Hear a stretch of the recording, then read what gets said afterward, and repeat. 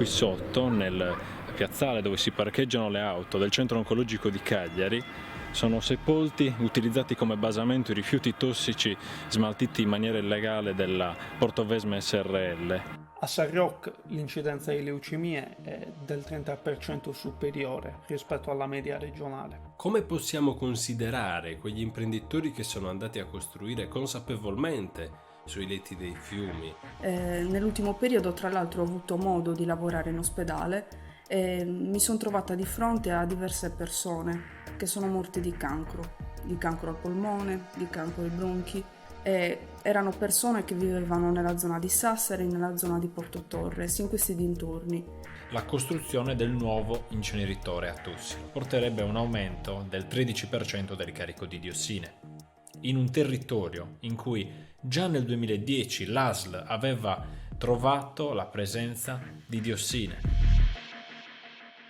La nostra intenzione sin dall'inizio era quella di non farci aiutare, diciamo, da parti politiche o da altre associazioni. E quindi non è detto che le persone siano disposte a mettersi, tra virgolette, nei guai o in qualche modo ad esporsi.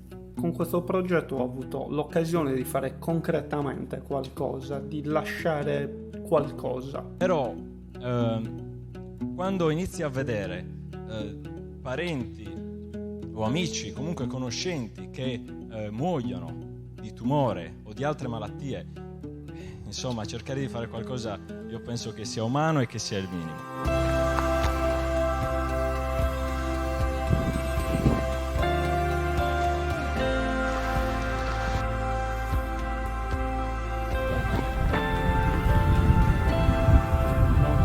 Beh, è bello essere in mezzo a una nuvola comunque, sempre che si riesca a vedere la strada per il ritorno.